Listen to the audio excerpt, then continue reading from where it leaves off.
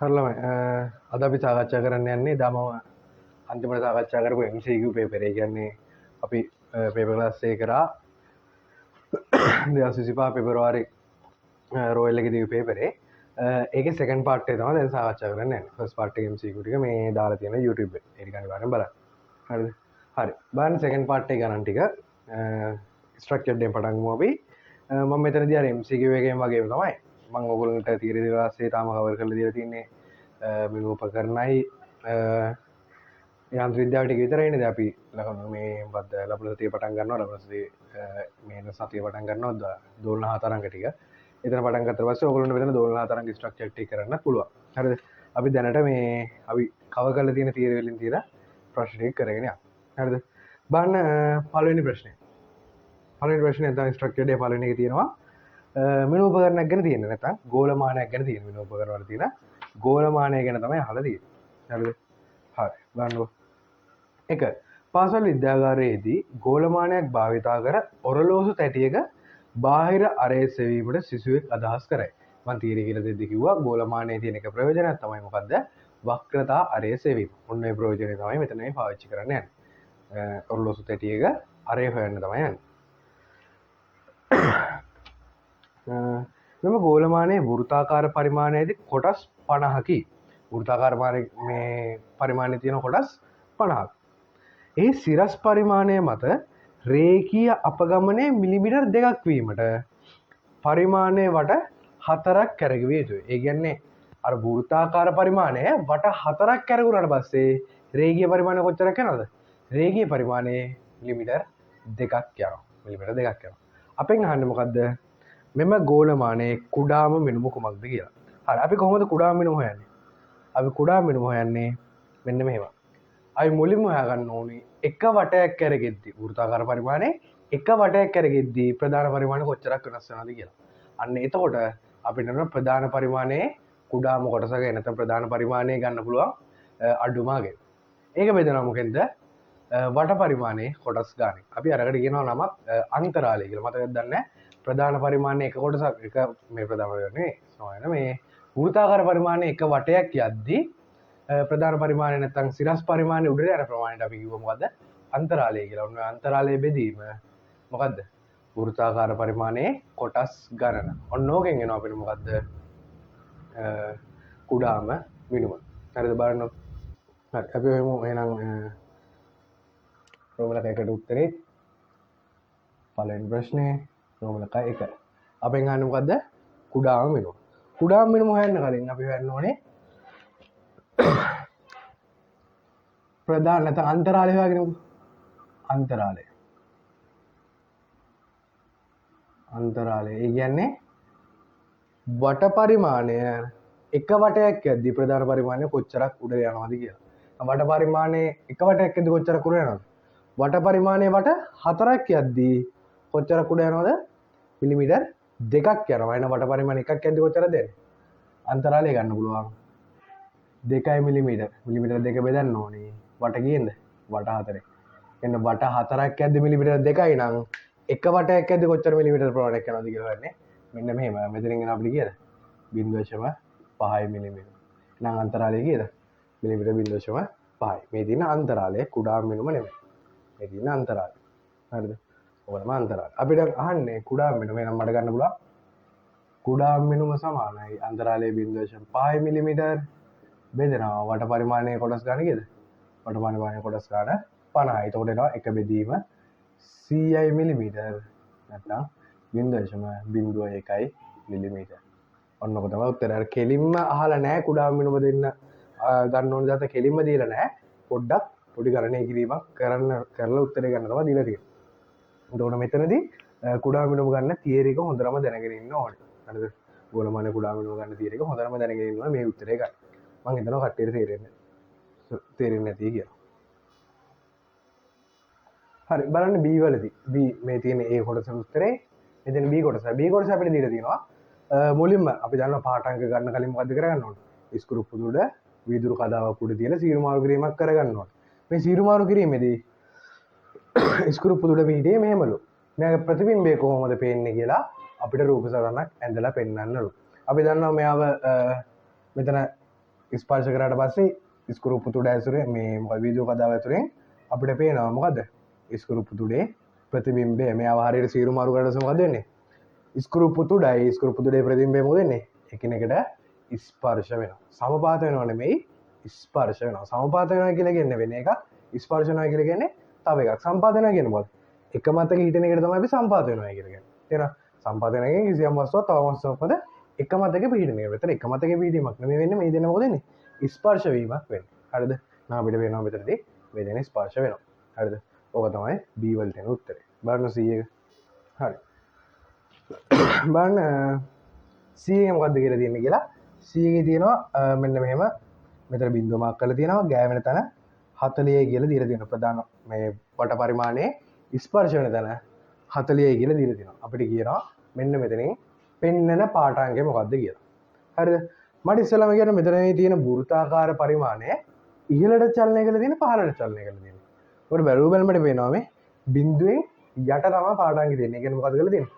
පහළට තමයි චලනය කරලා තියෙන්නේ. අපි දන්නවා මෙතනදී පහළට චලනයක් කරොත් එම් පාඨාංගය ගන්නෙ කොහොමද? ඉහළට චලනයක් කරොත් නම් කෙලින්ම පෙන්නන අගය වැඩි කිරීම කුඩාම් වෙනවා. පෙන්නන අගය වැඩි කිරීම කුඩාම් වෙනවා ඉහළට චලනය කරනවා නම් වෙන්නේ. මෙතන ඉහළට චලනයක් නෙමෙයි වෙන්නේ කොහෙද? පල්ලයට තමයි චලනය වෙන්නේ. එහෙනම් මෙතනදී පාඨාංග ගන්න කොහොමද? පාඨාංකය සමාන ප්‍රධාන පරිමාණය නැත්නම් සිරස් පරිමාණයෙන් ගන්න පුළුවන් උපරිම කීයද? සිරස් පරිමාණයෙන් ගන්න පුළුවන් බිඳුවයි. බිඳුවට වඩා පල්ලයට ගිහලා නැහැ. බිඳුව තමයි ප්‍රධාන පරිමාණයෙන් ගන්න පුළුවන්. නැත්නම් සිරස් පරිමාණයෙන් ගන්න පුළුවන් ආසන්නතම අගය. වට පරිමාණය මොකද කරන්නේ? අපිට ගානේ මුලදීම දුන්නා මුළු කොටස් නැත්නම් වට පරිමාණයේ තියෙන මුළු කොටස් ගාන කීයද? මුළු කොටස් ගාන 50යි. මේ ස්පර්ශ වෙන්නේ 40. එහෙනම් 50න් 40ක් මොකද කරන්න ඕනේ? අඩු කරන්න ඕනේ. හේතුව මොකද්ද? මෙයා පහළට චලනය කරපු නිසා. ඉහළට චලනය කරාට අඩු කිරිල්ලක් නැහැ. කෙලින්ම 40 වැඩි කිරීම 0.01. මොකද කුඩාම වෙනවා 0.01. දැන් මෙතනදී පහළට චලනය කිරීමක් නිසා මොකද කරන්න ඕනේ? අඩු කරන්න ඕනේ. නම් 50 රින 40 වැඩි කිරීම 0.01 මිලිමීටර. එහෙනම් මෙතනින් උත්තරේ එනවා 10 වැඩි කිරීම 0.01 මිලිමීටර. උත්තරේ 0.1 මිලිමීටර.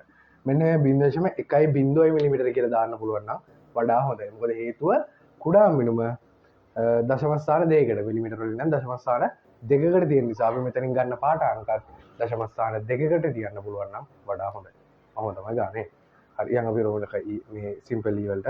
හරි බලන්න D එකේදී අපිට අපෙන් අහනවා මෙන්න මෙහෙම තියෙන ඔරලෝසු දැටියක් මේ ඔරලෝසු දැටියේ පාඨාංක ගන්න අපි මොනවද කරන්න ඕනේ කියලා. නැත්නම් පාඨාංක ගන්න කරන්න සීරු මාරු කිරීමේ පියවර ටික තමයි අහන්නේ. මුලින්ම මොකද්ද කරන්නේ? මුලින්ම කරන්නේ දැන් අපි මෙතනදී ඔයගොල්ලෝ දන්නවා ස්ක්‍රූප්පු තුඩයි එයාගේ තියෙන පාදයි එකම මට්ටමට එන විදියට වීදුරු කතාව මත තියලා සීරු මාරු නැත්නම් සමතුලිත කරලා තියෙනවා. හරිද? ඊට පස්සේ මොකද්ද කරන්න ඕනේ? පාද මෙයාගේ ස්පර්ශ වෙන විදියට පාද දෙක පාද තුන මොකද කරන්නේ? මේ වීදුරු කදාවේ සෝරි ඔරලෝසු දැටි ස්පර්ශ වෙන විදියට පාද ටික තියලා ස්ක්‍රූප්පු තුඩ මොකද කරන්නේ? ස්ක්‍රූප්පු තුඩ උඩට සීරු මාරු කරන්න ඕනේ. මුලින්ම මොකද කරන්නේ? පාද ටික මොකද්ද වීදුරු කදාවේ ඔරලෝසු දැටියේ හිටින විදියට. ඒ කියන්නේ මෙහෙම නම් ඔරලෝසු දැටිය මෙන්න මෙහෙම ඉන්න විදියට. තේරෙනවනේ? මෙහෙම නම් තියෙන්නේ මෙහෙම තියෙන විදියට මොකද කරන්නේ? එයාව තියා ගන්න තමයි. මොකද මුලියක් ගත්තොත් එහෙම පාද තුන මොකද කරන්නේ? පාද තුන මෙන්න මෙහෙම තියෙන විදියට ඒක උඩින් තියෙනවා. ස්ක්‍රූප්පු තුඩ මොකද කරන්නේ? ස්ක්‍රූප්පු තුඩ උඩ චලනය කරලා තියෙන්නේ. නැත්නම් ස්ක්‍රූප්පු තුඩ මේ පාද මට්ටමේ තියෙද්දි ඔහොම තියන්න බෑනේ. එහෙනම් මුලින්ම කරන්නේ මොකද්ද? ස්ක්‍රූප්පු තුඩ ඉහළට චලනය කර පාද තුන ඔරලෝසු දැටි ස්පර්ශ වන තෙක් තැබීම. එහෙනම් ඊළඟ පියවර මෙන්න මේ ස්ක්‍රූප්පු තුඩ මොකද කරන්නේ? ඔරලෝසු දැටි ස්පර්ශන තෙක් පහළට සීරු මාරු කිරීම. මුලින්ම මොකද කරන්නේ? ස්ක්‍රූප්පු තුඩ ඉහළට සීරු මාරු කරලා පාද තුන ලස්සනට ඔරලෝසු දැටි ස්පර්ශන විදියට තියන්න ඕනේ. ඊට පස්සේ පියවර විදියට ස්ක්‍රූප්පු තුඩ මොකද කරන්න ඕනේ? පල්ලෙහාට චලනය කරන්න ඕනේ. ඔන්න ඕක තමයි පියවර ටික. හරිද? ඔය පියවර දෙක ලියන්න ඕනේ. මොකද්ද පියවර ලියන්නේ? ස්ක්‍රූප්පු තුඩ ඉහළට චලනය කර ස්ක්‍රූප්පු තුඩ මේ ස්ක්‍රූප්පු මේ ගෝලමානයේ පාද තුන ඔරලෝසු දැටි ස්පර්ශ වන තෙක් සීරු මාරු කිරීම. ඉන්පසු ස්ක්‍රූප්පු තුඩ ඔරලෝසු දැටි ස්පර්ශ වන තෙක් සීරුවෙන් පහළට සීරු මාරු කිරීම. ඔන්න ඕක තමයි ලියවෙන්න ඕන. හරි අපි යන් E පාර්ට් එකට. හරි ඊවලදී කියලා තියෙනවා අන්නේම අර කලින් කිව්වාගේ ඔරලෝසුවට ස්පර්ශ කරාට පස්සේ පෙන්වන පාඨාංගය මේකලු මෙන්න මේ පාඨාංගය කීයද කියලා අහන්න. ඕන්න පේනවා දැන් මේක මේ චලනය කරලා තියෙන කොහෙද? බිඳුවෙන් උඩට තමයි චලනය කරලා තියෙන්නේ. බිඳුවෙන් උඩට චලනය කරලා තියෙන්නේ. බලන්න දැන් මෙතනදී කොහොමද පාඨාංගය ගන්න කියලා. පාඨාංගය දැන් සමානයි ප්‍රධාන පරිමාණයෙන් ගන්න පුළුවන් උපරිම කීයද? ඔයගොල්ලෝ ගන්න මෙතන 0.5 කොටස් වලින් තමයි කියලා දෙන්නේ. මෙතන 0යි 0.5යි 1යි 1.5යි. එහෙනම් ප්‍රධාන පරිමාණයෙන් ගන්න පුළුවන් වගේ 1.5 මිලිමීටර. මේවා තියරි වලදී කියලා දීලා තියෙන්නේ 1.5 මිලිමීටර. ඊට පස්සේ ප්‍රධාන පරිමාණයෙන් ගන්න 1.5 මිලිමීටර. ඊට පස්සේ වෘත්තාකාර පරිමාණයෙන් ගන්න පුළුවන් වගේ කීයද? නැත්නම් වෘත්තාකාර පරිමාණයෙන් පෙන්නනාගේ කීයද? 40. දැන් මෙතන 50න් 40ක් අඩු කරනවද? නෑ 50න් 40ක් අඩු කරන්නේ නෑ. ඇයි හේතුව? ඉහළට චලනය කරලා තියෙන නිසා. එහෙනම් මෙතන මොකද කරන්නේ? කෙලින්ම ධන 40 වැඩි කිරීම මේ කුඩා මිලිමීටර 0.01 මිලිමීටර. එතන පාඩම් කරනවා 1.5 ධන 0.4යි බිඳුව. හරි. එතන මෙතන කියනවා 1.9යි බිඳුවයි මිලිමීටර. එහෙනම් දැන් මෙතන පෙන්නන පාඩම් කීයද? 1.9යි බිඳුවයි මිලිමීටර. ඔන්න ඔක තමයි පෙන්නන පාඩම්. හරි. හරි බලන්න F වලදී මෙහෙම රූපයක් දීලා තියෙනවා. අපිට කියලා තියෙන වක්‍රතාරයේ මයින්ඩ් පාවිච්චි කරන සමීකරණ මේක කියලා මතකයේ තීරි වලදී මේක කියලා දුන්නා සහ ව්‍යුත්පන්න කරන විදිහත් කියලා දුන්නා. මේක තමයි සමීකරණය. හරිද? අපිට කියනවා දැන් මෙන්න මේ සිම්පල් h හොයන්නලු කලින් ගත්ත පාඨාංග දෙයක් පාවිච්චි කරලා කලින් ගත්ත පාඨාංග දෙයක් කියලා කියන්නේ c සහ e කොටස් වල ගත්ත පාඨාංග පාවිච්චි කරලා මෙන්න මේ සිම්පල් h හොයන්නලු. ඒ කියන්නේ මේකයි අපි කලින් ගත්ත පාඨාංගයක් මොකද්ද? පාද 3යි ස්කෘපු 3යි එකම මට්ටමේදී පෙන්වන පාඨාංගයද 0.1 කියන්නේ සෝරි 0.1 මිලිමීටර කියලා. 0.1 කියන්නේ මෙන්න මෙතනදී මෙන්න මේ මට්ටමේදී අපිට වෙනවා 0.1 මිලිමීටර. ඒ කියන්නේ පාද මට්ටමටම ස්කෘපු 3 ගෙනාවට පස්සේ 0.1 මිලිමීටර කියලා පාඨාංගයක් පෙන්වනවා. කියන්නේ බිඳුව ඉඳලා මෙන්න මේ සිද්ධියක් මම පොඩ්ඩක් වෙන මැදට වෙනවා. මෙතන මම ගන්නම් බිඳුව මට්ටම. පාදයි ස්කෘපු 3 එකට ගෑවෙන තැනේදී අපිට පාඨාංගයක් ආව කීයද? 0.1 මිලිමීටර කියයි අර වීදුරු කදාවක් මත තියලා සමතුලිත කරේ. අන්න ඒ අවස්ථාව 0.1 මිලිමීටර කියලා ආවා. දැන් මෙන්න මෙහෙම ස්කෘපු 3 මේක ස්පර්ශන අවස්ථාවේදී නැත්නම් ඔරලෝසු තැටියේදී ස්පර්ශන අවස්ථාවේදී අපිට පාඨාංගයක් ආව මොකක් කියලාද? 1.9 මිලිමීටර කියලා. 1.9 මිලිමීටර කියලා. දැන් අපෙන් අහන්නේ මෙන්න මේ සිම්පල් h උස. සිම්පල් h උස කියලා කියන්නේ මොකද්ද? මේ උස නේද? ඇයි? අර පාද මට්ටමේ ඉඳලා ඉහළට චලනය කරපු ප්‍රමාණය තමයි සිම්පල් h කියලා කියන්නේ. නම් ඔයගොල්ලන්ට බැලුවම වෙනවා සිම්පල් h වල අගය කීයද කියලා. මම හිතනවා තේරෙන්නේ නැති කියලා මේක. තේරෙනවද? දැන් සිම්පල් h වල අගය කීයද එන්නේ? සිම්පල් h එනවා 0.1 ධන 1.9යි මිලිමීටර. මේක සුළු කරොත් එහෙම 2යි කියලා දාන්න එපා. 2.0.0යි මිලිමීටර එක දාන්න. ඒක වඩා හොඳයි. මොකද කුඩා මිලිමීටර 0.01 මිලිමීටර නිසා. හරිද? 2.0.0 මිලිමීටර කියලා දාන්න. හරිද? මම හිතනවා හොඳට තේරෙන්නේ නැති කියලා. ඊට පස්සේ කියනවා ඔයගොල්ලෝ තුනේ ඊට FE සමීකරණෙහි එහි අගය පරීක්ෂණාත්මකව හොයන්න කොහොමද කියලා. මේ සිම්පල් A කියලා කියන්නේ මොකද්ද? ඔයගොල්ලන්ට තියරි වලදී කියලා දෙනවා මේ සිම්පල් A කියලා කියන්නේ ස්කෘපු නැත්නම් ගෝලමානයේ ස්කෘපු තුඩවල් නෙමෙයි පාද දෙකක් අතර දුර. ස්කෘපු දුර නෙමෙයි පාද දෙක අතර දුර. කිසියම් පාද දෙකක් අතර දුර. මේ සිම්පල් A කියලා කියන්නේ ගෝලමානයේ පාද දෙකක් අතර දුර. කොහොමද මේ පාද දෙකක් අතර දුර හොයන්නේ?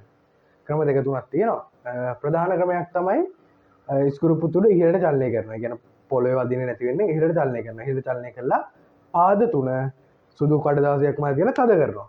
තද කරලා පස්සේ ඔයගොල්ලෝ තේරෙනවා මොනවද වෙන්නේ? ඩොට් තුනක් එනවා. මේ ඩොට් තුන අතර මොකද කරන්නේ? පරතරම අයිනවා. පරතරම ඇනලා ඒගොල්ලොන්ගේ මධ්‍යනයක් අරගෙන පාද අතර දුර හොයන්නත් පුළුවන්. ඒක තමයි හොඳම ක්‍රමය. නැත්නම් අපිට මෙහෙම වැඩක් කරන්නත් පුළුවන්. දැන් ස්කෘපු තුඩ වල් දෙයක් ගමු මෙහෙම. ස්කෘපු තුඩ වල් දෙයක් තියෙනවා. මොකද කරන්නේ? වර්නියර් කැලිපරේ අභ්‍යන්තර හනු පාවිච්චි කරලා මෙන්න මේ අභ්‍යන්තර දිගමයිනවා. අභ්‍යන්තර ගැප් එකමයිනවා. එතකොට මේ බාහිර අණු මේකට පාවිච්චි කරන බාහිර අණු පාවිච්චි කරලා බාහිර දිගවල මයින්නවා. ඊට පස්සේ අභ්‍යන්තර අණු පාවිච්චි කරලා අභ්‍යන්තර දිග මයින්නවා. මැනලා මොකද කරන්නේ? මේ දෙන්නගේ මැදයක් ගන්නත් පුළුවන්. හැබැයි වඩා හොඳ ක්‍රමය මොකද විදිහට මම කියන්නේ අර ස්ක්‍රූප් තොඩ ඉහළට චලනය කරලා පාද තුනේ සටහන් වදින විදිහට සුදු කඩදාසියක් මත තබා තද කර එම සටහන් අතර දුරවල් මැන ඒවායේ මධ්‍යයනයක් ලබා ගැනීම. ඔක තියරි ටියුට් එකේ බලන්න ඒක එහෙමම දීලා ඇති. ඔය සිම්පල් ලේවල් අගය ගන්න කොහොමද කියලා. ඔතනට ලියවෙන්න ඕනේ අන්න ඒක. හරිද? හරි මම හිතනවා තේරෙන්නේ නැති කියලා අපි යන් ඊළඟ කොටසට. හරි අපිට කියලා තියෙනවා රෝම ලකන් තුනේදී අර ගත්ත පාඨාංක තුන මම කොහොමද පාද අතර දුරවල් මැල්ලේ මැදනේ ගන්න කියලා. ඔන්න පාඨාංක තුනේ යගේ දීලා තියෙනවා 2.9 සෙන්ටිමීටර 3 සෙන්ටිමීටර සහ 3.1 සෙන්ටිමීටර කියලා. අපෙන් අහනවා මොකද්ද?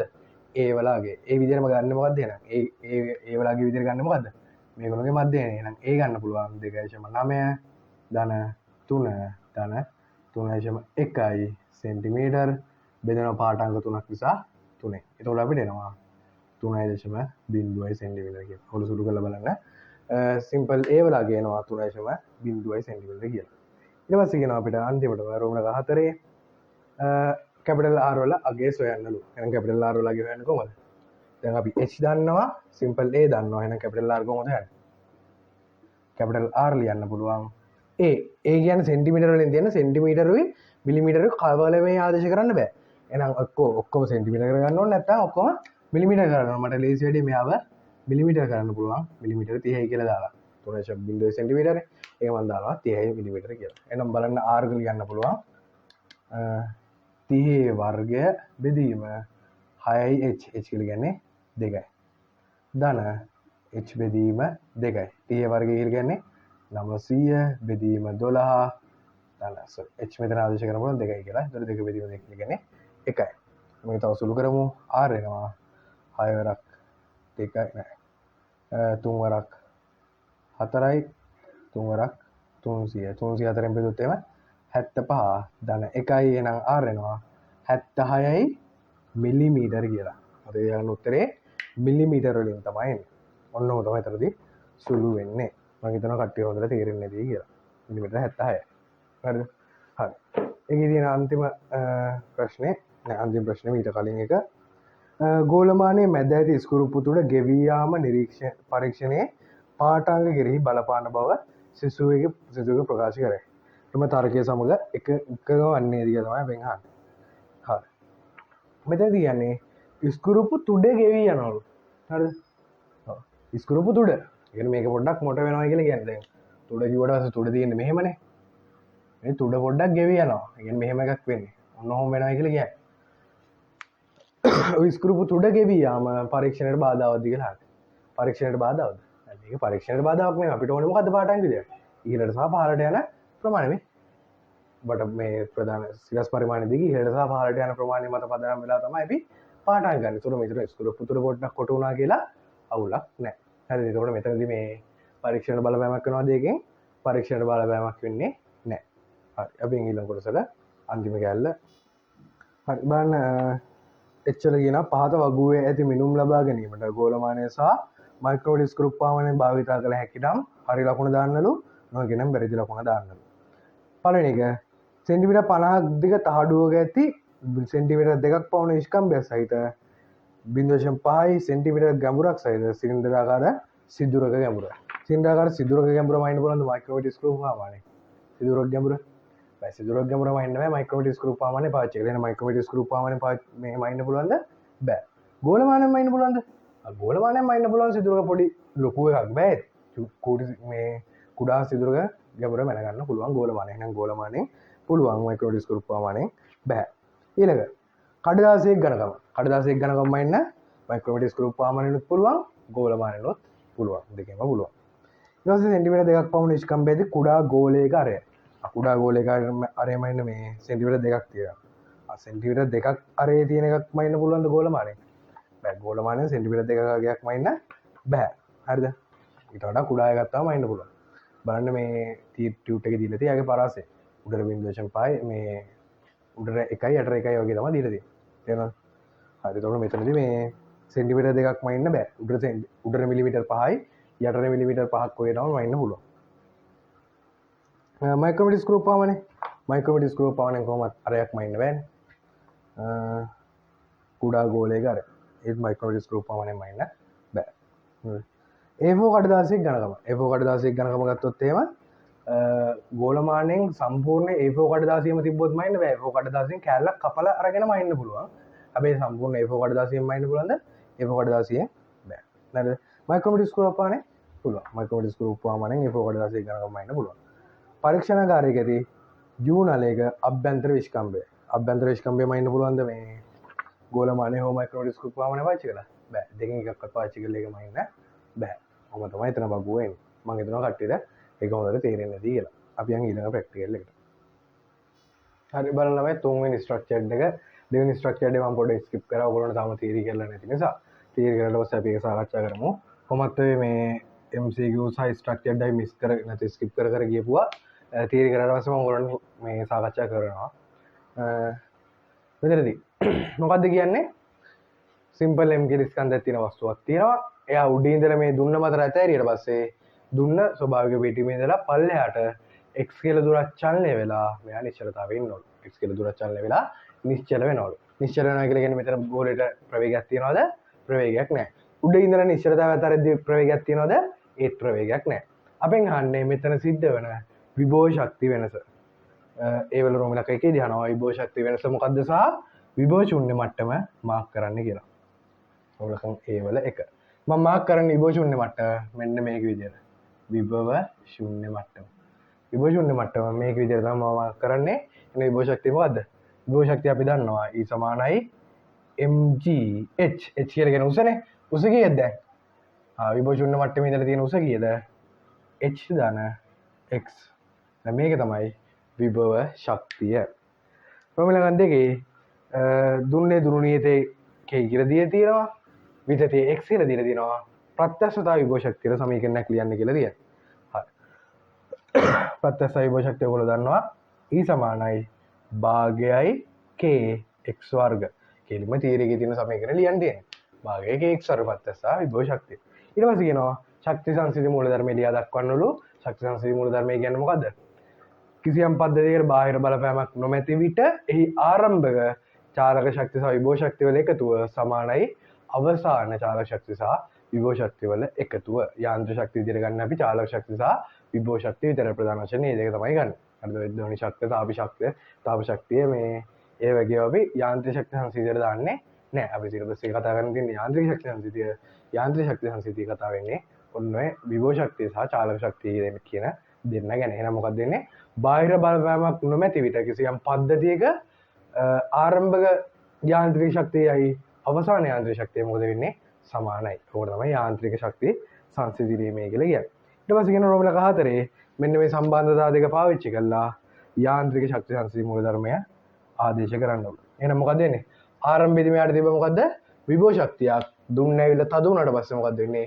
අර කලින් තිබ්බ ගුරුත්වාකර්ෂණ විභව ශක්තිය මොකක් බවට කන්වර්ට් වෙනවද? ප්‍රත්‍යක්ෂතා විභව ශක්තිය බවට කන්වර්ට් වෙනවා. මෙතන තියෙන්නේ ඒතකොට ප්‍රත්‍යක්ෂ විභව ශක්තියක්. මෙතන තියෙන්නේ ගුරුත්වාකර්ෂණ විභව ශක්තියක්. එහෙනම් මේ දෙන්න මොනවා වෙන්න ඕනද? මේ දෙන්න සමාන වෙන්න ඕනේ. එහෙනම් mg capital H දාන simple H දාන x සමානයි භාගයයි k x වර්ග. ඔන්න ඔය තමයි ප්‍රත්‍යක්ෂ විභව ශක්තිය සහ ගුරුත්වාකර්ෂණ විභව ශක්තිය සංසන්දනතන් ආදේශ කිරලා ගත්ත ප්‍රකාශනය. හරිද? හරි. ඊට පස්සේ කියනවා capital H ඉතා විශාල වල x ඉසගැනීමෙන් ඉහත ප්‍රකාශනය ප්‍රස්ථාරිකව නිරූපණය කරන රෝමිලකම් 5. රෝමිලකම් 5 මොකද්ද කියන්නේ? capital H මේ ටික නෑ ඉක්මනට කරගෙන යන්න පුළුවන් ළමයි. capital H x ට වඩා ඉතා විශාලයිලු. එහෙනම් ඔයගොල්ලෝ දන්නවා h ධන x කියන එක නා ආසන්න වෙන්න කාටද? simple h ට. ඇයි? හිතන්නකෝ capital H කියන එක ලක්ෂයක් x කියන්නේ රුපියලක්.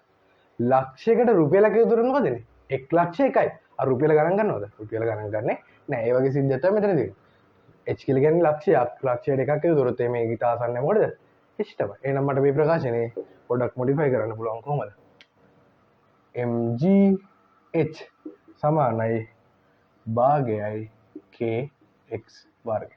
ඔන්න ඔක ප්‍රස්ථාරික ක්‍රමයක් පාවිච්චි කරලා අඳින්න යන්නේ. ප්‍රස්ථාරික ක්‍රමයක් පාවිච්චි කරලා කොහොමද අඳින්නේ කියලා තමයි අපෙන් අහන්නේ. හරි. දැන් ඔය ගත්ත ප්‍රකාශනේ හරි. දැන් කොහොමද මේක ප්‍රස්ථාරික ක්‍රමයකට කන්වර්ට් කරන්නේ? මෙතනදී අපිට මොකද්ද සැරෙන් සැරේ වෙනස් කරන්න පුළුවන් එක. හරි බලන්න මොකක්ද වෙන්නේ කියලා. අපිට මෙතන සැරෙන් සැර වෙනස් කරන්න පුළුවන් මොකද්ද? අපිට මෙතනදී සිම්පල් h සැරෙන් සැර වෙනස් කරන්න පුළුවන් නේද? මෙතනින් තියලා අතරනවා, පොඩ්ඩක් උඩින් තියලා අතරනවා, තව පොඩ්ඩක් උඩින් තියලා අතරනවා. සිම්පල් h අපිට කැමති විදිහට වෙනස් කරන්න පුළුවන්. ඒක අනුව වෙනස් වෙන්නේ මොකද්ද? මෙන්න මේ ඇකිලෙන්නේ නැත්තම් සම්පීඩනය වෙන ප්‍රමාණය. එහෙනම් අපිට කැමති විදිහට වෙනස් කරන්න පුළුවන් මොකද්ද? Simple h. ඒක තමයි ස්වයාත්ත විචල්‍ය.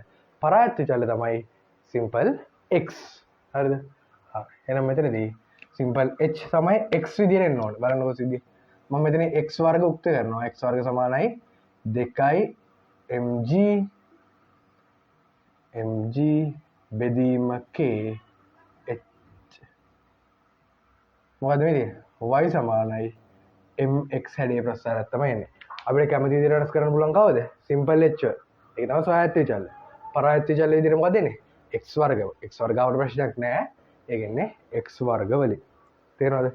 ඔන්න ඔක තමයි සමීකරණය. ඊට පස්සේ කියනවා දී ඇති පද්ධතිය මත මේ තියෙන ප්‍රස්ථාර අඳින්නලු සියලුම දත්ත මැනලා තියෙන්නේ සෙන්ටිමීටර වලින්ලු. එහෙනම් සෙන්ටිමීටර වලින් තමයි මැනලා තියෙන්නේ. එහෙනම් ප්‍රස්ථාර අඳිද්දී මොකද වෙන්නේ? ප්‍රස්ථාර අඳින්න මෙන්න මෙහෙම. x අක්ෂය විදිහට මොකක්ද දෙන්නේ?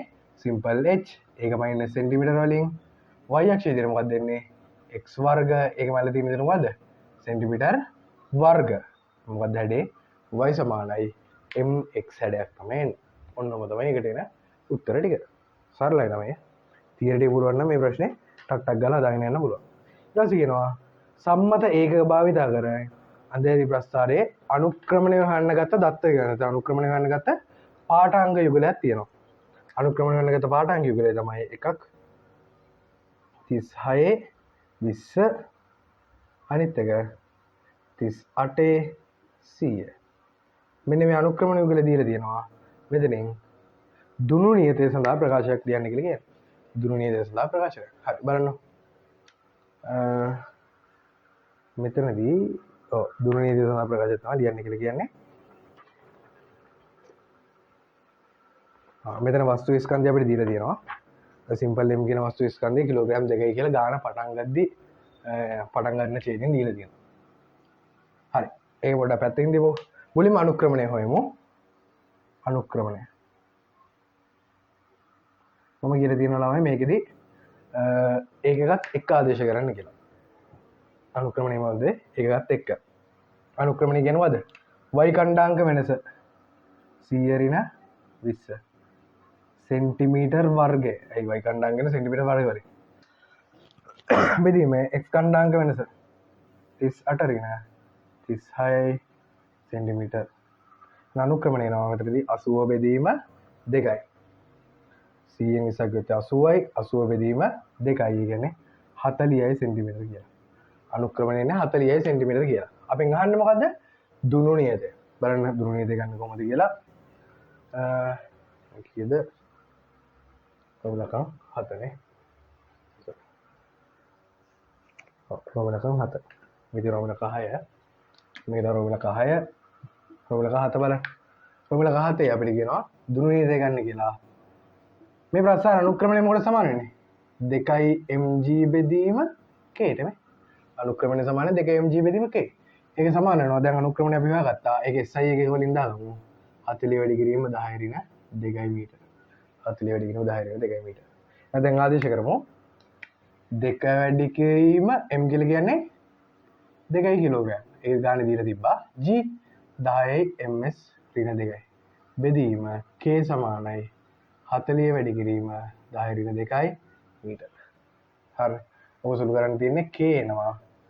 4 වැඩි කිරීම 10 බෙදීම 4 වැඩි කිරීම 10 ඍණ 1යි nm ඍණ 1යි. නිව්ටන් මීටර. නිව්ටන් nm ඍණ 1යි. මීටරයට නිව්ටන්. හරි. බලන්න ඒතර k එනවා කීය කියලාද? එකට කැපිලා ගිහිල්ලා cයි nm ඍණ 1යි කියලා. මොනවද දුර නේද ඔයාගත්තා cයි nm ඍණ 1යි කියලා. මම හිතනවා කට්ටිය හොඳට ඒක තේරෙන්නේ නැති කියලා. මේක තමයි පළවෙනි පාර්ට් එකේ තියෙන. ඒක තව පොඩි කොටසක් තියෙනවා. මේ ඉතාලියේ ළමයි මේක කරගන්න පුළුවන් වෙන්න ඕනේ. සාමාන්‍ය ටිකක් අහලා තියෙන ඉදින්දා ඉදිරියදා කියලා කියන තියරි එකම තමයි තියරි එකම වගේ තමයි මෙතනදී අහලා තියෙන්නේ. එන්න ඕන තියරි ටික පුළුවන් නම් මේක ලස්සනට කොට දාගන්න පුළුවන්. හරි අපි යන් ඊළඟ කොටසට මේකේ තියෙනවා තව පාර්ට් එකක්. හරි බලන්න මේ සිම්පල් b වල කියලා තියෙනවා දැන් ඉහත ගණනය කළ දුනු නියතය සහිත වෙනත් දුන්නක් ඇති දුනු තරාදියක් භාවිතා කරමින් කලින් භාවිතා කළ සිම්පල්ලෙම් වරහන් දිනවා 2 කිලෝග්‍රෑම් ස්කන්ධය හා දී ඇති පෘෂ්ඨයක් අතර ඝර්ෂණ සංගුණකය සෙවීමට සෙවීම සඳහා භාවිතා කරන නව ඇටෝමක් තුන රූපය දක්වා ඇත. සිම්පල් එම් මත දන්නා භාර සිම්පල් එම් තබමින් සිම්පල් එම් සහ එම් නෝට් කියලා වරහන් ඇතුළේ දාලා තියෙනවා සහිත සංයුක්ත පද්ධතිය යන්තමින් චලනය ආරම්භ කරන අවම දුනු තරදි පාඨාංගය කැපිටල් F සොයා ගන්න. දැන් ඒ කියන්නේ මෙතනදී සිම්පල් M කියලා අපි අර කලින් දන්න වස්තුව මතින් මොකද කරලා තියෙන්නේ? M නෝට් කියලා ස්කන්ධය දන්නේ නැති වස්තුවක් තියලා තියෙනවා. මොකද කරන්නේ? මේ පැත්තේ දුනු තරදිය තියලා හිමීට අදිනවා.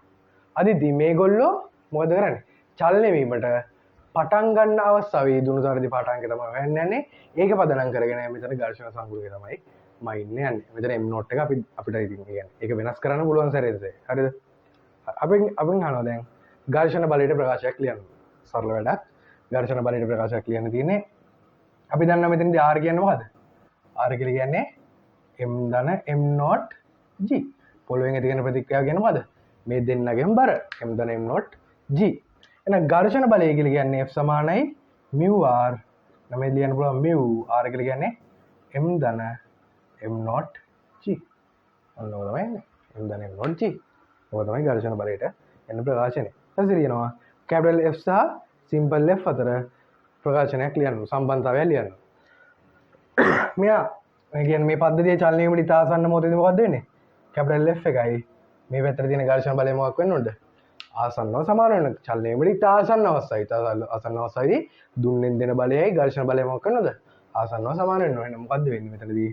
කැපිටල් F සමාන වෙනවා mu සිම්පල් M ධන M නෝට් G ට. ඉතින් F වෙනවා mu mg ධන mu m not g. හරි. ඔන්න ඔබ තමයි ප්‍රකාශනයේදී දැන් මේක මෙහෙම තියලා හරියන්නේ නැහැ. ප්‍රස්ථාරික ක්‍රමයකට හරියන විදිහට මේක හදා ගන්න ඕනේ. හරි ප්‍රස්ථාරික ක්‍රමයට හදද්දී අපිට මෙතනදී වෙනස් කරන්න පුළුවන් එක්කෙනා කවුද? අපිට මෙතනදී වෙනස් කරන්න පුළුවන් කවුද? සිම්පල් M දීලා තියෙන අගයක්. ඒක 2 කිලෝග්‍රෑම් කියන දීලා තියෙන අගයක්. එහෙනම් කවද වෙනස් කරන්න මම පටන් ගද්දිම කිව්වා M නෝට් අපිට සැරෙන් සැරේ වෙනස් කරන්න පුළුවන්. M නෝට් සැරෙන් සැරේ වෙනස් කරද්දී දුන්නෙන් දෙන්න ඕනේ බලය මොකද වෙන්නේ? ඒ වගේම වෙනස් වෙන. එහෙනම් මෙතන ස්වයත් විචලන මොකක්ද? නැත්නම් අපි වෙනස් කරන එක්කෙනා කවුද? M note. ඒක තමයි ස්වයත් විචලන. ඒකට අණුව වෙනස් වෙන්නේ කැපිටල් F. හරි. එහෙනම් බලන්න සුළු කිරීම. මෙතනදී මම ලියන්න පුළුවන් කැපිටල් F සමානයි mu g M නෝට් ධන mu m g. හරිද? දැන් මොන වගේ හැඩයක් දෙන්නේ? y සමානයි mx ධන c හැඩයක් එන්නේ. y සමානයි mx ධන c හැඩයක් තමයි මෙතනට එන්නේ. හරිද? මම හිතනවා තේරෙන්නේ නැති කියලා. හරි. දැන් මොකක්ද හැඩේ? y සමාන mx ධන c. හරි.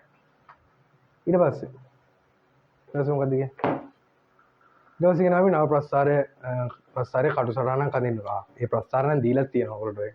ඒතර සොයාති චලය පරායති චලය හොයාගන්න ලීසි. ප්‍රස්ථාරය දීලා තියෙනවා ඒතරදී. ප්‍රස්ථාරය ගුණ මාක් කරලම තියෙනවා y අක්ෂය විදිහට f සහ x අක්ෂය විදිහට m not මාක් කරලම තියෙනවා. f ඉන්නේ නිව්ටන් වලිලු මම 10 ඍණ 3යි කිලෝග්‍රෑම්. 10 ඍණ 3යි කිලෝග්‍රෑම්. මෙයා නිව්ටන්. මොන වගේ හැඩයක් දෙන්නේ? y සමානයි mx ධන c හැඩයක් එන්න ගානේ දීලාම තියෙනවා. නව ප්‍රස්ථාරයේ අනුක්‍රමණය දීලා තියෙනවා සහ අන්තක්ඛණ්ඩය දීලා තියෙනවා mu හොයන්න. අනුක්‍රමණය අන්තක්ඛණ්ඩය දීලා තියෙනවා. අනුක්‍රමණය අන්තක්ඛණ්ඩය දෙනවා කියලා කියන්නේ මොකද්ද? මේක අනුක්‍රමණය මොකද්ද? mu g නේ. අනුක්‍රමණය mu g. ඒක දීලා තියෙනවා කීයේ කියලාද? 75යිද 7.5 චුට්ට එනවා. මේ අනුක්‍රමණය දීලා තියෙනවා 7.5 කියන්නේ. ඔව් 7.5 කියලා දීලා තියෙනවා. අනුක්‍රමණය දීලා තියෙනවා 7.5. දැන් අපෙන් අහන්නේ මොකද්ද?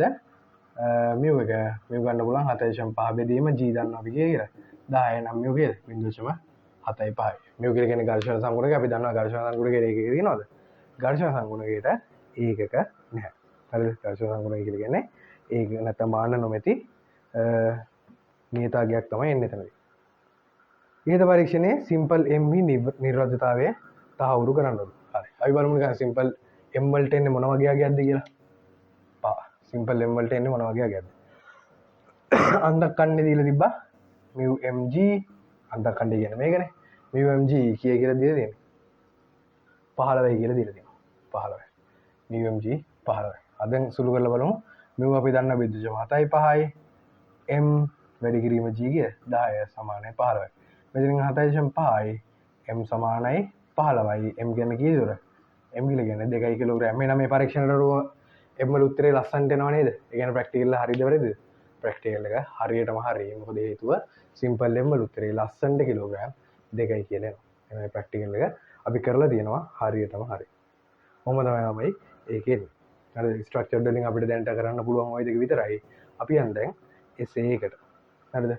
අඩුකොට දාගන්න. හරි බලන්න ළමයි. essay එක. essay එක නම් ඇත්තටම ඔයගොල්ලන්ට කරන්න පුළුවන් මේ ප්‍රශ්නේ විතරයි. අනිත් ඒවා තාම තියරි කවර් කරලා නැහැ. මේක ඉතින් සතුටු වෙන්න බෑ. දැන් ලබන සති දෙක ඇතුළත ඕන තව essay එකක් කරන්න පුළුවන් වෙනවා. ඒ කියන්නේ දෝලනා තරංග වල essay එක කරන්න පුළුවන් වෙනවා මේ ලබන සති දෙක වගේ ඇතුළත. හරිද? ඊට පස්සේ මේ ගුරුත්වාකර්ෂණ නැත්නම් ගුරුත්ව කේන්ද්‍රය තියෙනවා සහ මේ තාපයක් තියෙනවා. හරිද? අපි මේ දෙක නම් කරන් ටිකක් කල්යයි. අපි ටිකක් දැන් සතියේ දවස් දෙකක් දාලා තියෙන නිසා ඉක්මනට තියරි ටික කවර් කරගෙන යන්න පුළුවන් වෙයි. ඒ නිසා පේපර් ලියන එක මග අරින්න එපා. වෙලාවට ඇවිල්ලා ලියන්න පුළුවන් ඔක්කොම ප්‍රශ්න ටික ලියන්න. සහ ලකුණු ටික බලා ගන්න සාකච්ඡා කරලා දෙනවා. සාකච්ඡා කරන ටික බලා ගන්න අඩුපාඩු ටික දැන් මේ ඉඳලා හදා ගන්න. මාළු කාලයක් නෑ තව. හරිද? ඔබනේ ඔයගොල්ලෝ එක්සෑම් එකට යන්න කලින් තියරි ඉවර කරලා දෙනවා. හරිද? දැන් මේ ඉඳලා මේ ප්‍රශ්න ටික හරියටම කරන්න. කරාට පස්සේ එක්සෑම් ළඟදී ලොකුවට දඟලන දෙයක් නෑ. හරිද? මේ වැඩ ටික පිළිවෙලට කරගෙන යන්න. හරි බලන්න කතුරුවන්ජිල්ලාව යනු සිරස් තලයක භ්‍රමණය වන රෝදයක් වන අතර එයට මගින් ගෙන යා හැකි මැදිරි සම්බන්ධ කර ඇත. එතන ඔයගොල්ලෝ දන්නවා කතුරුවන්ජිල්ලාව තියදී ඔයගොල්ලෝගේ රූපේ තියෙනවා. පේපරේ රූපේ තියෙනවා මේ මැදිරි සම්බන්ධ කරලා තියෙනවා. ඒකට මැදිරි 24ක් තියෙනවා කියලා තියෙනවා. කතුරුවන්ජිල්ලාවක් සලකන්න කියලා නෝ එක් මැදිරියක මගින් 4 දෙනෙක් ඔයගොල්ලෝ දැකලා තියෙනවා. ෆිල්ම් වල හරි නැත්නම් ඇත්ත ජීවිතේ හරි දැකලා තියෙනවා. මේ මොනවද මැදිරි 4ක් තියෙන ඒවා තමයි තියෙන්නේ. සාමාන්‍ය මැදිරි එක තියෙනවා තියෙනවා දෙක තියෙනවා තියෙනවා. මේ 4ක් තියෙනවා. ඒ කියන්නේ මගින් 4 දෙනෙක්ට යන්න පුළුවන්ලු එක මැදිරියක. රෝදේ අරේ මීටර් 20ක් කියලා දෙන එක මම මාක් කරලා දෙනවා. රෝදේ අරය මීටර් 20යි. මැදිරි සර්ව සම්වන අතර එක් මැදිරියක ස්කන්ධය 10යිලු නැත්නම් එක ඩිග්‍රීම් 10 3 කිලෝග්‍රෑම් එක මැදිරියක 10 කිලෝග්‍රෑම්. මොන වේ රෝදේ ස්කන්ධය 6 වැඩි කිරීම 10 අතරේ කිලෝග්‍රෑම්. මුළු රෝදය ගත්තොත් එහෙම 6 වැඩි කිරීම 10 අතරේ කිලෝග්‍රෑම්. මොකද රෝදය 6 වැඩි කිරීම 10 අතරයි. රෝදේ සම්පූර්ණ වටයක් කරගීමට මිනිත්තු 2යි. කියන්නේ මේගේ ආවර්ත කාලය තමයි මිනිත්තු 2ක් කියලා කියන්නේ. සරලව ගත්තොත් එහෙම ආවර්ත කාලය. එක වටයක් කරන ගතන කාලය කියන්නේ මොකද්ද? ආවර්ත කාලය. සහ මේකේ මේ පයි කියන එක ගන්න කියලා තියෙනවා 3ක් කියලා. ඒ වල එක කතුරුවන්ජිල්ලාවේ වාඩි වී සිටින මිනිසෙකුගේ රේඛීය ප්‍රවේගය සොයන්න. මේකේ වාඩි වෙලා ඉන්න මිනිස්සෙක්ගේ රේඛීය ප්‍රවේගය හොයන්න. සරල සිද්ධියක්. ඔයගොල්ලෝ දන්නවා මොකද්ද? v සමානයි r ඔමෙගා. මේක සුළු වෘත්තයම r ඔමෙගා ලියන්න පුළුවන් 2π බෙදීම t කියලා. මේ උගන්වලා තියෙන්නේ. නම් මෙතනදී එනවා r කියන්නේ මීටර 20යි 2යි π කියලා කියන්නේ 3යි t ආවර්ත කාලය කීයද? මිනිත්තු 2යි. අපි ඒක මිනිත්තු වලින් කියන්නේ තප්පර වලට හරවන්න ඕන. හරි මේක සුළු වෘත්තයම දෙකට දෙක කැපිලා යනවා 24ක් 3 60යි 60 කැපිලා යනවා එකයි ms ඍණ එකයි කියලා. මේ ස්පර්ශය ප්‍රවේගය කියදෙන්නේ ස්පර්ශය ප්‍රවේගයේ එකයි ms ඍණ එකයි කියලා එනවා. හරිද? හරි. ඊට පස්සේ මගියාගේ කේන්ද්‍රාභිසාරී තොරණය අහනවා. මෙන්න මේ මගියගේ නැත්නම් මගියගේ කේන්ද්‍රාභිසාරී තොරණය තමයි. අපි දන්න මොකද්ද කේන්ද්‍රාභිසාරී තොරණය වෙන සමීකරණය? ar සමානයි v ඔමෙගා දාන්න පුළුවන් නැත්නම් v වර්ග බෙදීම r දාන්න පුළුවන්. v අපි හෙව්වා එන එකේ වර්ගය බෙදීම r කියන්නේ කීයද? r 20යි. ඒතකොට තමයි 0.05යි රැඩ් s වෙන 2යි. v වර්ග බෙදීම r නැත්නම් v ඔමෙගා ඔබ සුළු කරලා දැම්මම පස්සේ 0.05යි රැඩ් s වෙන 2යි. හරි. ඔව්. ළමයි කේන්ද්‍රාභිසාරී තොරණය එකක රැඩ් s වෙන එක නෙමෙයි ස්පර්ශීය තොරණය තමයි රැඩ් s වෙන එක මට ඉතින් කරලා දුන්නා. කේන්ද්‍රාභිසාරී තොරණය කියන්නේ ms ඍණ 2 කියලා. මට එතන වැරදුනා. ස්පර්ශය මේ කෝණික තොරණේ තමයි පිළියන්නේ රැඩ් සින දෙකයි කියලා. ස්පර්ශයේ තොරණයයි කේන්ද්‍රාභිසාරී තොරණය දෙකම ලියන්න මොනවා වලින්ද? ms සින දෙකේ. හරිද? මම තමයි. ඊට පස්සේ අපිට කියනවා මගියාගේ කෝණික ප්‍රවේගය සොයන්නලු. කෝණික ප්‍රවේගය නම් අපි හෙව්වේ දීගෙන DC අර මුලදී හොයන්න තිබ්බ එක. තමයි ආයෙ වෙමු. කෝණික ප්‍රවේගය හොයන්නලු. ඒතර අර ප්‍රශ්නේ අහන්න ඕනේ පිළිවෙල චුට්ටක් වෙනස් කරලා තියෙනවා. ඔමෙගා සමානයි 2π බෙදීම tn මේක සුළු කරතොත් 2 වැඩි කිරීම 3 වැඩි කිරීම t කාලෙද මිනිත්තු 2යි ඒක පැය තප්පරවල හරවන්න ඕනේ. එහෙනම් ඔහොම එන්නේ. 3 වරක් 2 6යි 6ට කැපිලා යනවා. එතකොට එන්නේ 1ට 20යි. එතනින් එනවා 0.05යි රැඩ් s ඍණ 1යි. කෝණික ප්‍රවේගයනේ. කෝණික ප්‍රවේගයනේ ඔන්න ඕම. 0.05 රැඩ් s ඍණ 1යි. මම මේකෙන් ටට්ටක් ගාලා කරා කෙලිම සමීකරණ දාලා ආදේශකරණ විතරයි දෙන්නේ වෙන්නේ. මොකුත් නැහැ. සමීකරණ ගත්තා ආදේශකරණ සමීකරණ ගත්තා ආදේශකරණ දස්තරේ කොහොමද තීලා තියෙනවා. හරිද? ඊට රෝමින කාතර කතුරුන් ජිල්ලාවේ බ්‍රහ්මණය වෙන විට මගියාට උපරිම බර දැනෙන ලක්ෂය සහ අවම බර දැනෙන ලක්ෂය තමයි මාක් කරන්න කියලා කියන්නේ. හරි. බලන්න මේකත් මේ ළඟදී තීරයේදී කියලා දුන්නා මම ඔයගොල්ලන්ට. උපරිම ආතතිය දැන් ඔයගොල්ලෝ කියලා දුන්නේ ආතතිය ආශ්‍රයෙන්. උපරිම ආතතිය සහ අවම ආතතිය දැනෙන ලක්ෂ දෙක. ඒ වගේ තමයි මෙතනදී උපරිම බර සහ අවම බර දැනෙන ලක්ෂ දෙක තමයි අහන්නේ. මේ උඩ සහ යටනේ. දැන් මෙතනදී කොහෙද උපරිම ආතතිය දැනෙන්නේ කොහෙද අවම ආතතිය දැනෙන්නේ? හරි. අපි උතනදී කියලා දුන්නා ඔයගොල්ලන්ට උපරිම ආතතිය දැනෙන්නේ කොහෙද? උපරිම ආතතිය දැනෙන්නේ මෙතන පල්ලෙහාම දැනෙන. අවම ආතතිය දැනෙන්නේ ඉහළම තැන. ඒ වගේම තමයි උපරිම බර දැනෙන්නේ පල්ලෙහාම උපරිම අවම බර දැනෙන්නේ උඩ. තේරෙනවද? උපරිම බර පල්ලෙහා අවම බර උඩ. x සහ y මාක් කරා. ඔව් මේ තීරයේදී කියලා දුන්නා. ක්‍රමයක් 5 උපරිම බර Wmax සහ අවම බර Wmin සඳහා ප්‍රකාශනයක් මගියාගේ ස්කන්ධය සිම්පල් m සහ ත්‍රිගේ ප්‍රවේගය කොහොමද මේ vr කියලා දීලා තියෙනවා. ඔව් ත්‍රිගේ ප්‍රවේගය vr නේ v අරය r සරය තියන්නලු. උපරිම බර සහ අවම බර තමයි ප්‍රකාශයක් කියන්නේ කියලා කියන්නේ. බලන්න මෙතනදී මොකද්ද වෙන්නේ?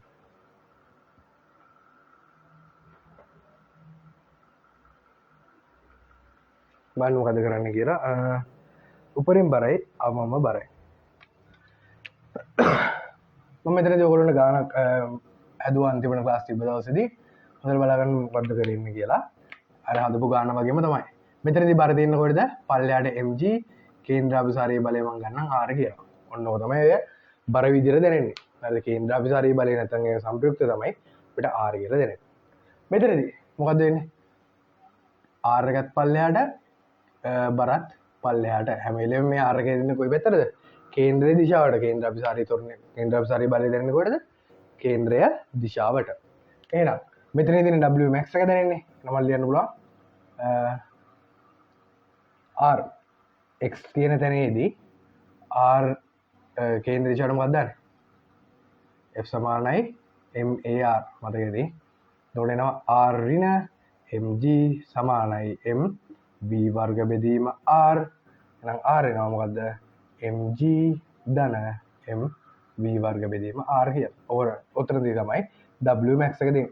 Wmax එක එන්නේ මේක තමයි Wmax දැනෙන උපරිම ආතතිය. දැන් මෙතනදී y වල දෙනවා f සමානයි mar දාන්න ඕනේ කේන්ද්‍ර දිශාවට. එතකොට එනවා r ධන mg සමානයි m v වර්ග බෙදීම r කැපිටල් r එනවා. ඒ කියන්නේ Wmin එක සමානයි කැපිටල් R සමානයි mv වර්ග බෙදීම r ඍණ mg. ඔන්නෝම තමයි. මම හිතනවා ඔක තේරෙන්නේ නැති කියලා. ඒ තියෙන්නේ මෙතන තියෙන්නේ උපරිම බර, මෙතන තියෙන්නේ අවම බර. හරි. ඔය තමයි අවස්ථා දෙක. හරි. ඊට පස්සේ කියනවා රෝගලකම් 6 අවම බර දැනෙන ලක්ෂයේදී කියන්නේ මෙන්න මෙතනදී. අවම බර දැනෙන ලක්ෂයේදී බර රහිත ප්‍රභාවය, බර රහිත ස්වභාවය අත්විඳීමට මිනිත්තු වලට කොච්චරක් කරගෙන ඕනද කියලා අහන්න. මිනිත්තු වලට කොච්චරක් කරගෙන. අවම බර දැනෙන අවස්ථාවේදී කියන්නේ උඩම තැනදී බර රහිත ස්වභාවය. බර රහිත ස්වභාවය කියන්නේ මොකද? බර රහිත ස්වභාවය කියන්නේ මෙයාගේ අභිලම්බ ප්‍රතික්‍රියාවයි බරයි මොකක් වෙන්න ඕනද? අභිලම්බ ප්‍රතික්‍රියාවයි මේ කියන නැත්නම් r එක මොකක් වෙන්න ඕනද? බිඳුවක් වෙන්න ඕන. මොකද බර රහිත ස්වභාවය කියලා කියන්නේ. කියන්නේ මිනිස්සයා මොකද දෙන්නේ? නිකන් උඩ පාවෙන වගේ තමයි නිකන් පාවෙන වගේ මේ ෆීලිං එක තමයි යට දැනෙන්නේ. බරයි ස්වභාවය කියලා කියන්නේ මේ තව පොඩ විස්තරාත්මකව ඉගෙන ගන්න හම්බ වෙනවා ඔයගොල්ලන්ට ගුරුත්වාකර්ෂණ ක්ෂේත්‍ර පාඩමේදී. එතනදී වෙනම පාර්ට් එකක් තියෙනවා බරරහිත ස්වභාවය කියලා. බරරහිත ස්වභාවය කියලා කියන්නේ ඔතනින් ඔය දැනෙන අභිලම්බ ප්‍රතික්‍රියාව නැත්නම් R කියන එක මොකක්ද වෙන්නේ? බිඳුවක් කරන අවස්ථාව තමයි බරරහිත ස්වභාවය කියලා කියන්නේ. හරි අපි බලමු මේක. රෝම ඉලක්කම් 6. රෝම ඉලක්කම් 6. බර රහිත ස්වභාවය. බර රහිත විට කැපිටල් R සමානයි මොකක් කරනවද? බිඳුවක් වෙනවා. කැපිටල් R සමානයි බිඳුව අවස්ථාව තමයි බර රහිත ස්වභාවය කියලා කියන්නේ. බිඳුව සමානයි mv වර්ග බෙදීම r ඍණ mg. මෙතෙන් එනවා mg සමානයි mv වර්ග බෙදීම r වෙනවා මම දානවා ඔමෙගා වර්ග r කියලා. ඒ අපිට p වර්ග බෙදීම r වල ඔමෙගා වර්ග r දාන්න පුළුවන්. ඒක මතකයිනේ. මෙන්න මේක. v ඔමෙගා කියන එක මට කොටස් දෙකකින් ලියන්න පුළුවන්. v වර්ග බෙදීම r කියලා දාන්නත් පුළුවන්. ඔමෙගා වර්ග r කියලා දාන්නත් පුළුවන්. මෙතන v වර්ග බෙදීම r කියන එක වෙනුවට මොකක්ද දැම්මේ? ඔමෙගා වර්ග r කියන එක දැම්මා. හරිද? මොකද හේතුව අපෙන් අහන්නේ මෙතනදී ආවර්ත කාලය නැත්තම් මිනිත්තුවට යන වට ගන්න. හරි. මෙතනදී m වලට m කැපෙනවා g සමානයි 2 වල වර්ගය බෙදීම t වර්ගය r. මෙතන t වර්ගය සමානයි 2 වැඩි කිරීම y කියලා කියන්නේ 3යි. ඒ වර්ගය වැඩි කිරීම 20 බෙදීම 10. අර ඒ 20යි. බිඳුව කැපෙනවා t වර්ග එනවා. මෙතන 6 වර්ගය වැඩි කිරීම 2. දෙපැත්ත වර්ග මූල ගන්නවා. t සමානයි 6යි මූල 2යි තප්පර වලින් තමයි එන්නේ. තප්පරයට මෙච්චර වට ගණනක් යනවා. තාවර කාලය කියලා කියන්නේ වටයක් කරන ගත වෙන කාලය වෙලා මෙන්න මේක. අපි මේකෙන් අහන්න මොනවද? මිනිත්තු වලින්. තප්පරයට යන්නේ මොකද්ද ගත වෙන කාලය ඔන්න ඕක. තේන වටයක් කරන ගත වෙන කාලේ තප්පර මෙච්චරයි. අපෙන් අහන්නේ මිනිත්තුවට යන්න ඕනේ වට ගන්න. මිනිත්තුවට යන්න ඕනේ වට ගන්න කියන මොකද? කොහොමද මිනිත්තුවට යන්න ඕනේ වට ගන්න හොයන්නේ? හරි දැන් බලන්න මෙතනදී එක වටයක් කරන තප්පර මෙච්චරයි නම් එක මිනිත්තුවකට කොච්චර වට ගන්නක් යනවද? එක මිනිත්තුවකට කොච්චර වට ගන්නක් කරනවද කියලා කොහොමද දන්නේ? මිනිත්තුව කියලා කියන තප්පර 60නේ. 60 බෙදන්න ඕනේ එක වටයක් කරන ගත වෙන කාලෙ. එක වටයක් කරන ගත වෙන කාලෙන් බෙදන්න තියෙනවා. මේක විදුවට පස්සේ හොරන් දෙනවා. 6ට 6 කැපෙනවා. 10 බෙදීම මූල 2යි වට. මිනිත්තුවට වට කොච්චරක් යනවා? මූල 2 දීලා තියෙනවා 1.4යි කියලා. මූල 2 ගන්න දීලා තියෙනවා 1.4යි කියලා. එතන මේක සුළු කරන්න තියෙනවා. මේ දීලා තියෙන 1.4යි. එතන මොකක්ද දෙන්නේ? 10 බෙදීම 1.4. වට මෙච්චරක් යනවා. හරි. ඔන්න ඔක සුළු කරලා ගන්න තියෙනවා. මේ සුළු කරාම එනවා ආසන්නම වට කීයක් කියලාද? මම මෙතනින් දාන්නම්. වට 7.14ක් කියලා. නා ආසන්න වශයෙන් වට කීයක් යන්න ඕනද? 7.14ක්වත් යන්න ඕනේ. කියන්නේ මිනිත්තුවට ආසන්න වශයෙන් වට 7.14ක් කොහොමද කරේ? මුලින්ම ඔයාගත්තා මෙයාගේ ආවර්ත කාලය නැත්නම් එක වටයක් කරන්න ගත වෙන කාලය. එක වටයක් කරන්න ගත වෙන කාලය 6යි මූල 2යි තප්පර. එක වටයක් කරන්න 6යි මූල 2යි නම් අපි හෙව්වා තප්පර 60කදී වට කීයක් යනවද කියලා. එක වටයක් කරන්න 60යි මූල 6යි මූල 2යි නම් තප්පර 60කදී මෙන්න මෙච්චර වට ප්‍රමාණයක් ගියා. එහෙනම් බරයි ස්වභාවය දැනෙන්න නම් අඩුම ගානේ තප්පර මේ මිනිත්තුවකට කීයක් යනවද?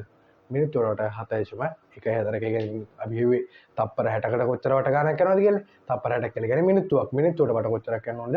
7.14ක්වත් යන්න ඕන. හරි. අපි යන් ඊළඟ කොටසට. හරි. බලන්න ළමයි දැන් B පාර්ට් එක. B පාර්ට් එකේදී අලුත් කතාවක් කියනවා.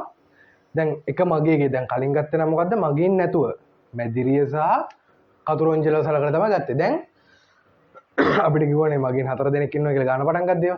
එක මගේගේ ස්කන්ධය දීලා තියෙනවා කීයද කියලාද? කිලෝග්‍රෑම් 60යිලු. එක මගේගේ ස්කන්ධය කිලෝග්‍රෑම් 60යි. එහෙනම් මේ 4 දෙනාගේ ස්කන්ධය කීයද? මේ 4 දෙනාගේ ස්කන්ධය කිලෝග්‍රෑම් 240යි. හරිද?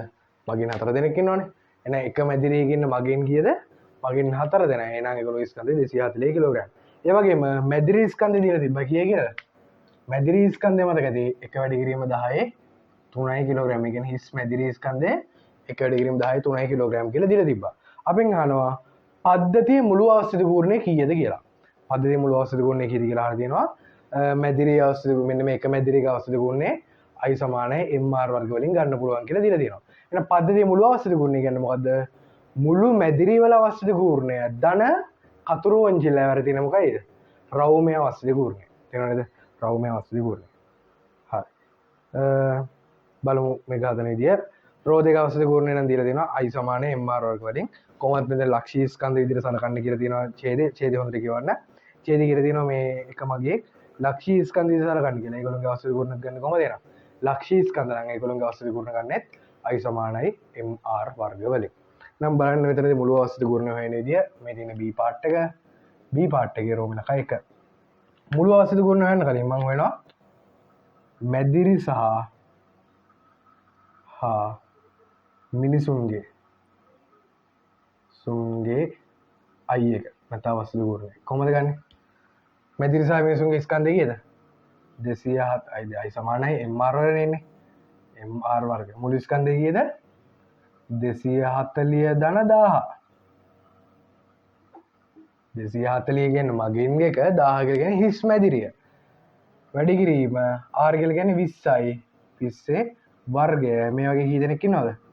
මේ වගේ මැදිරි 24ක් ඉන්නවා මගින් පුරවලා. මගින් පුරවලා මැදිරි 24ක් ඉන්නවා. හරි. ඔබ සුළු කරලා පස්සේ එනවා අපිට 7.904යි. 7.904 වැඩි කිරීම 10.6යි kg m වර්ග කියලා එනවා. මේ තියෙන්නේ මොකද්ද? මැදිරි වල අවස්ථිත ගුණය. ඊට පස්සේ මොකද්ද ගන්න ඕනේ? රෝධයේ අවස්ථිත ගුණය. මෙතෙන් එනවා රෝධයේ අවස්ථිත ගුණය I එක. ඒක කොහොමද ගන්නෙ? mr වර්ගම තමයි. රෝධී ස්කන්ධය දීලා තිබ්බා මතකද? රෝධී ස්කන්ධය කීයද? රෝධී ස්කන්ධය 6 වැඩි කිරීම 10.4යි කියලා දීලා තිබ්බා. 6 වැඩි කිරීම 10.4යි. r කියලා කියන්නේ 20යි. 20 වර්ගය.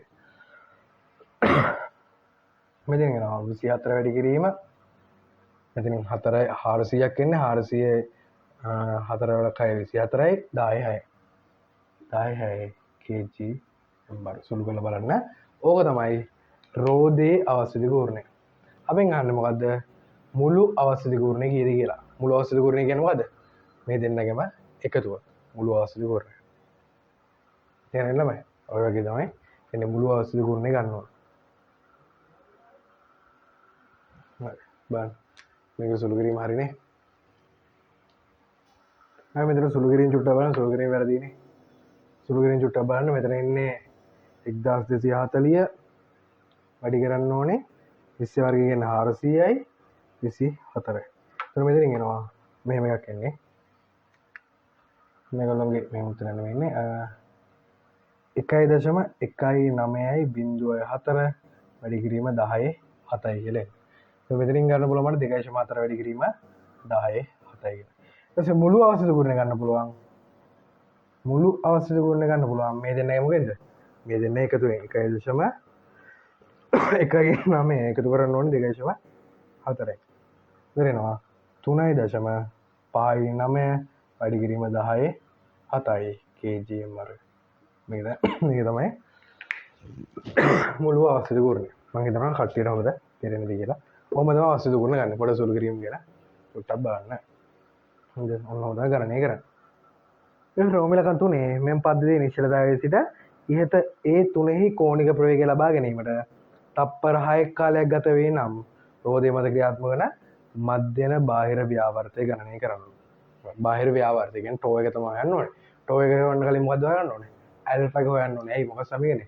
ටෝ සමානයි I ඇල්ෆා. I එක නම් දන්නවා. I අවුලක් නැහැ. එහෙනම් මොකද්ද කරන්නේ? ඇල්ෆා එක හොයාගෙන ඉන්නවා. ඇල්ෆා කොහොමද යන්නේ?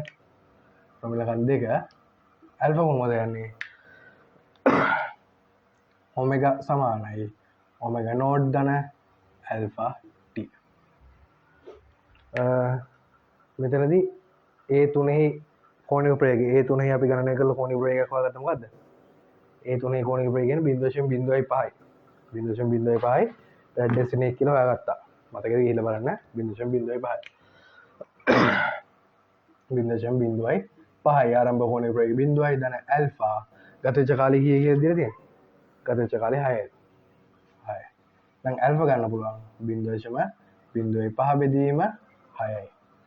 රෙඩ් S වෙන දෙක. අපෙන් දැන් ඇල්ෆා නෙමෙයි යන්නේ. අපෙන් අහනවාද? ටෝ සමානයි I ඇල්ෆා. නම් සුළු කරමු I කීයද? 3.59 වැඩි කිරීම 10.7යි. ඇල්ෆා කීයද? 0.05 බෙදීම 6යි. ඔන්න ඔබ එන්නේ. ඔය සුළු කරන් තියන්නේ. ඔය සුළු කරලා මොනවද උත්තරයක් දෙන්නේ? 3.59 වැඩි කරන්න ඕනේ 0.05න් බෙදන්න ඕනේ 6. මෙතනින් එනවා 2.9යි වැඩි කිරීම 10.5යි නිව්ටන් මීටර කියන්නේ. ඔක තමයි ටෝ. ටෝ කියන්නේ ව්‍යාවර්තය. ඔහොම උත්තරය තමයි. හරිද? කට්ටිය බලන්න සුළු කිරීම නම් චුට්ටක් එහෙම වෙලා තියෙන්න පුළුවන්. තීරයක ඔලුවට දාගෙන ඔයගොල්ලෝ හරියට ගන්න හදන්න. හරිද? ඊට පස්සේ අපෙන් ගන්න රෝමල තුන මෙම පද්ධතිය ඉහත ඒ3යි රෝමල තුනේ යනවා. මෙම පද්ධතිය ඉහත ඒ3යි සඳහන් නියත කෝණික ප්‍රවේගයෙන් භ්‍රමණය වෙමින් පවතින විට සියලුම ප්‍රතිරෝධී බල නිසා රෝධය මත ඇති කරන ව්‍යාවර්තය 20000 නිව්ටන් මීටර්ලු මෝටරේ ක්ෂමතාවය ගණනය කරනවා. හරි. මෙයාගේ තියෙන ප්‍රතිරෝධී බලය කීයද? 20000 නිව්ටන් මීටර්ලු. ප්‍රතිරෝධී බලය තියෙන 20000 නිව්ටන් මීටර. නම් මෝටරෙන් දෙන්න ඕන ක්ෂමතාවය කීයද කියලා තමයි. නම් මෝටරෙන් ක්ෂමතාවය දෙන්න ඕන මොකක් මඩ පවත්වන්නද? මෙන්න මේ ප්‍රතිරෝධී බලය මඩ පවත්වන්න තමයි ක්ෂමතාවය දෙන්න ඕනේ. එහෙනම් මෝටරේ ක්ෂමතාවය කොහොමද යන්නේ? ඔවන්ට සමීකරණය ඇතුළු දුන්නා P සමානයි ටෝ ඔමෙගා. මතකද මේක? P සමානයි ටෝ ඔමෙගා ක්ෂමතාව වෙන සමීකරණය. හරි. ටෝ කීයද? 20000 කියලා දීලා තියෙනවා. ඔමෙගා 0.05යි. P සමානයි ටෝ ඔමෙගා උසුළු කරලා ගන්න තියෙන්නේ. අපිට එනවා කිලෝවොට් එකයි කියලා. එකයි කිලෝවොට්. වොට් වලින් එන්නේ ක්ෂමතාවය. වොට් වලින් ඉන්නේ P සමානයි කිලෝවොට් එකයි කියලා එනවා. හරි. බලන්න අන්තිම එක කතුරුන්ජිල්ලාව මෙම ඒ3 සඳහන් කෝණික ප්‍රවේගයෙන් භ්‍රමණය වීම පවතින විට එහි භ්‍රමණ චාලක ශක්තිය හඳුන්වනවා. ලෙස වැඩ කරන් තියෙන්නේ භ්‍රමණ චාලක ශක්තිය හඳුන්වනවා. භ්‍රමණ චාලක ශක්තිය කොහොමද? මම මෙතන හොයන්නම්. රෝමන 4 E සමානයි භාගයයි I ඔමෙගා වර්ග. I කීයද? I දන්නවා. භාගය වැඩි කිරීම 3.59 වැඩි කිරීම 10.7යි ඔමෙගා 0.05යි. හරි. නෝ සුළු කරන් තියෙන්න බෑ. ඔය සුළු කරන් බෑ.